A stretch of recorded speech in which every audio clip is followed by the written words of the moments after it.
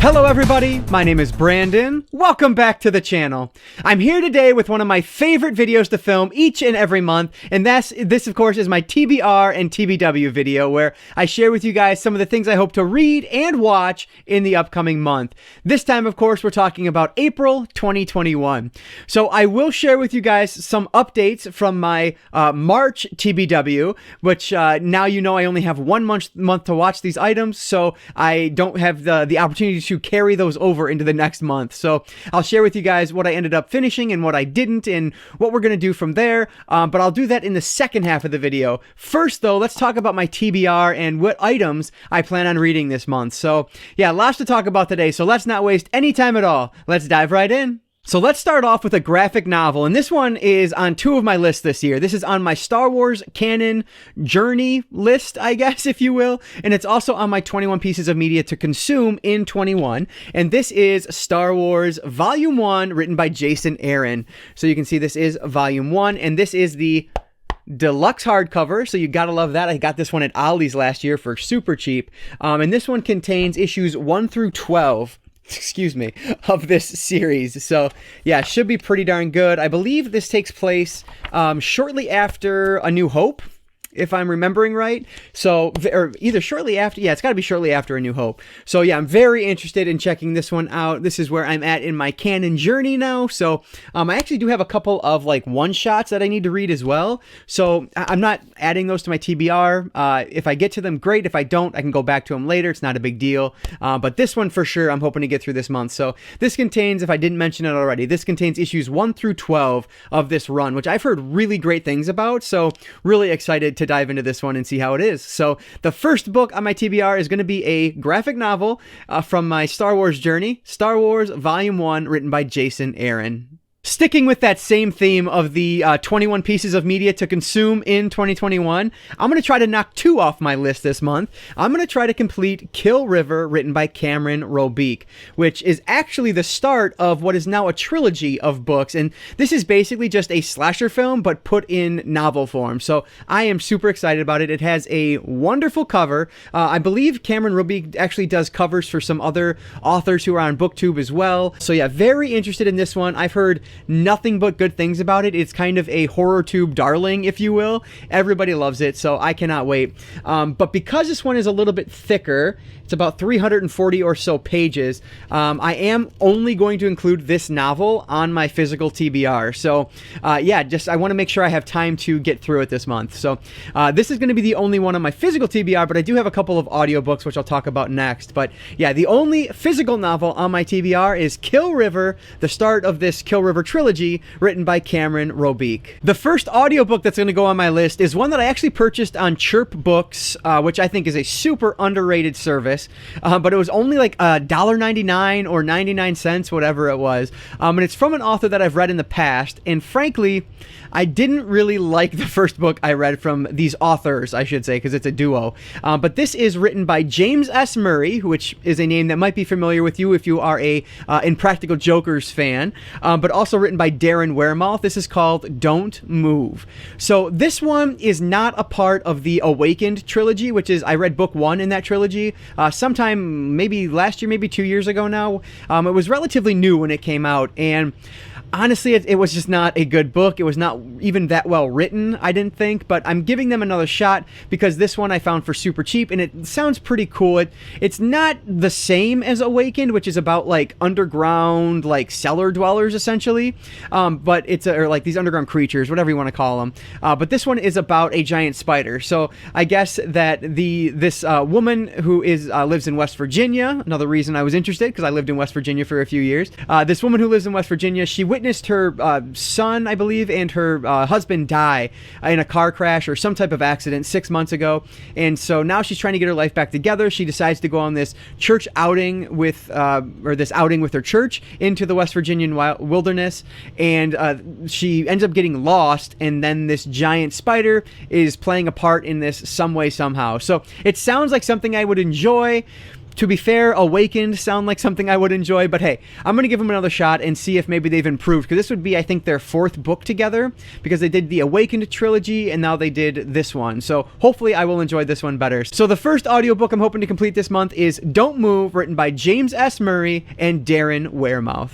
And the last book on my TBR is going to be another audiobook, and this is one that I actually purchased as an Audible deal of the day maybe a month ago now, so it was super cheap, and it's called The Loop, written by Jeremy Robert Johnson. So this one is described in, like, there's a bunch of different comparisons made. On Audible, or rather on Goodreads, it says it's Stranger Things meets World War Z, and then on Audible, it claims Dazed and Confused meets 28 Days Later. So 3 out of those 4 things I really enjoy. I was not a huge World War Z fan, but I liked the idea of it, so hopefully I'll like the idea of this one. But basically, this is about a small town where a science experiment goes terribly wrong, and we are following our main characters that are basically trying to survive the night.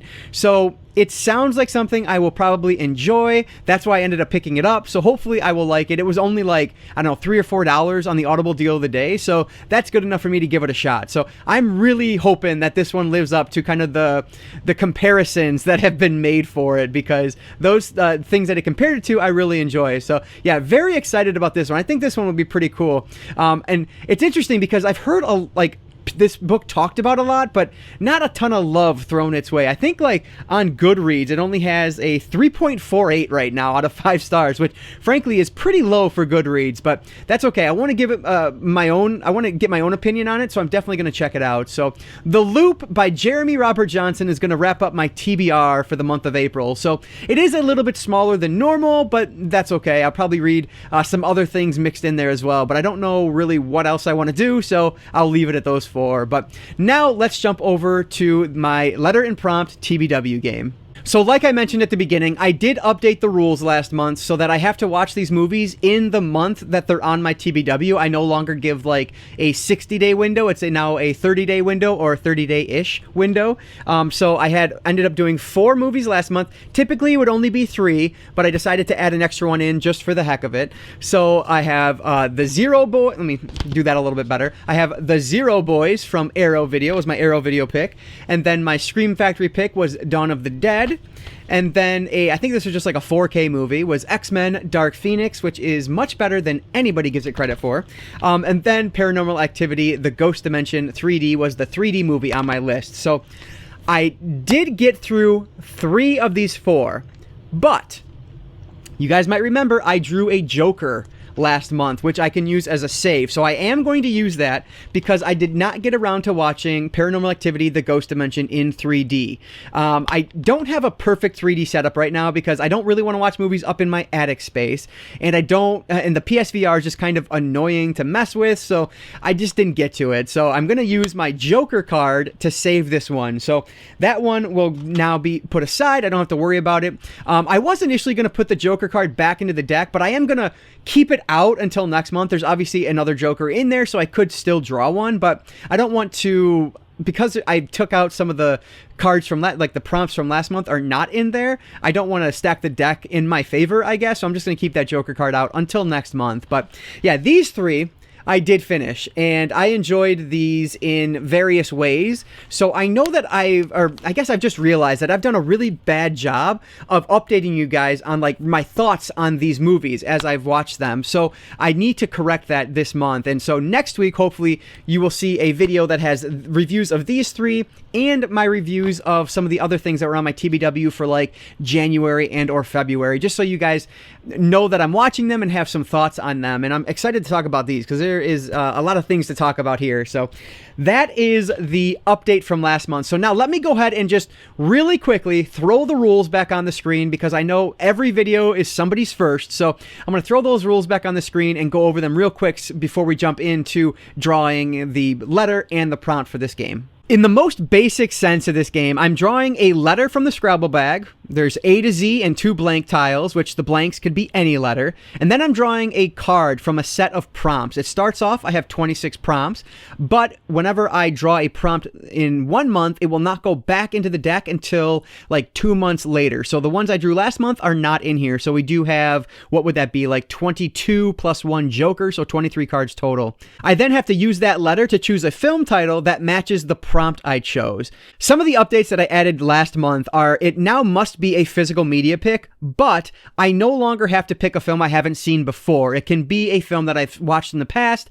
It's just I am going to encourage myself to pick a film that I've not seen previously if possible. A couple other updates are that I will typically draw 3 movies each month rather than the 5 or so I was drawing previously, and I must watch them in the month that they're drawn. I no longer have like an extra month buffer, and anything I don't watch, then I have to unhaul, but I do have the Joker cards in there, which can act as saves, which we already talked about in this video because I'm using a Joker to save Paranormal Activity from leaving my collection because I didn't get around to it this month.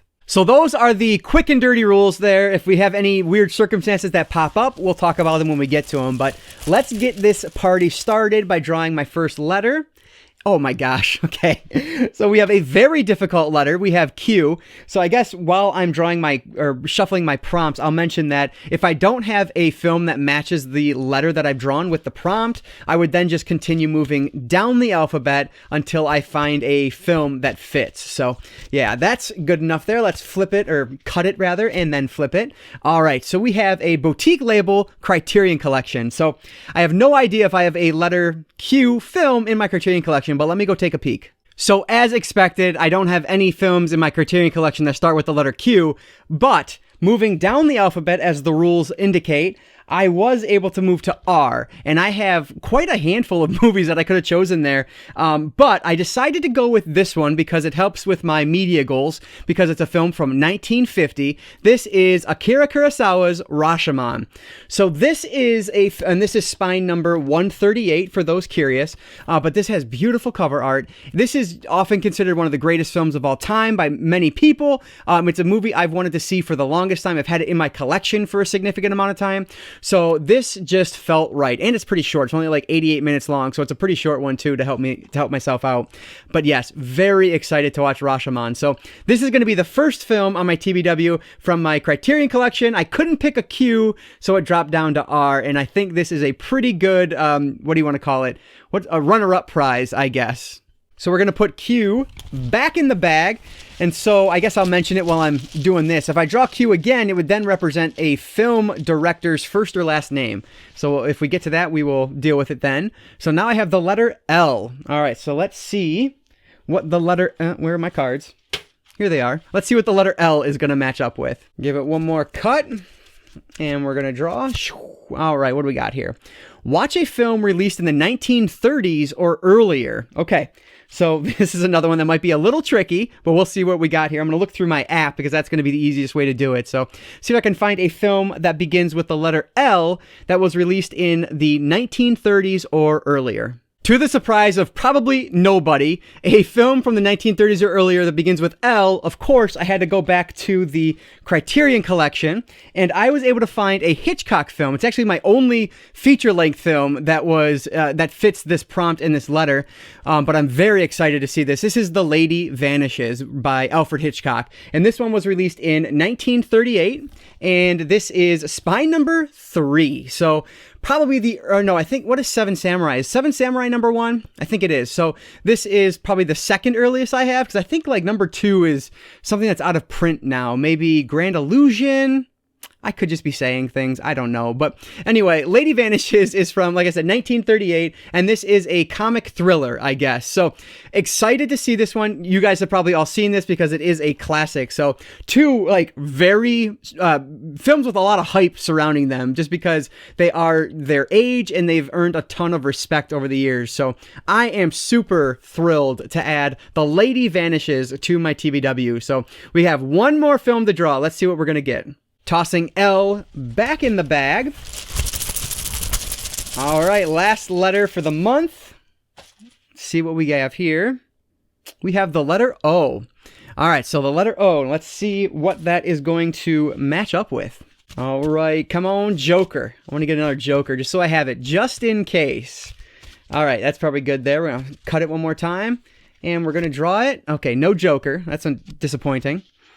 All right, so we are going to watch an animated film that begins with the letter O. So this is interesting.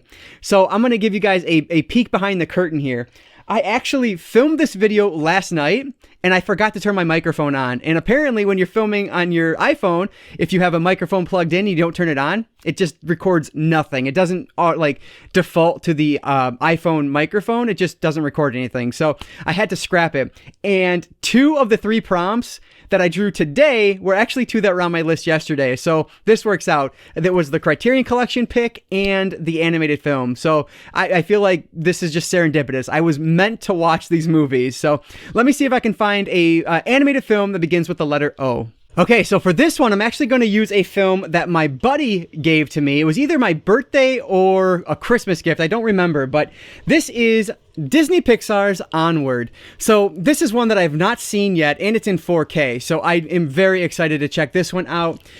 This looks like a lot of fun. I've heard some really good things about it. Apparently it's supposed to be like kind of like an on-the-road film, or like Jack Kerouac on the road, but done in, you know, for younger audiences. So hopefully this one will be pretty cool. I'm very excited to check out the 4K on this because I've not watched a ton of animation in 4K. So this should be really cool to check out. So Onward is going to be the last one that I'm going to end up drawing for this video. So these are the 3 that I picked in the game, but I do have a couple other ones that I want to talk about that I plan to watch this month that are outside of the game.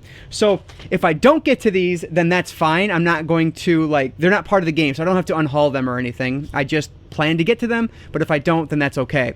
The first one on that list is Edge of Tomorrow. So this is, or also known as Live, Die, Repeat. This is a film that I actually saw with the buddy who gave me Onward. We saw it in theaters, and I really enjoyed it in theaters. You can see Emily Blunt there on the background. This is the Steelbook version, so I have it in my plastic wrap. And then Tom Cruise on the front. Yeah, so I am excited to revisit this one.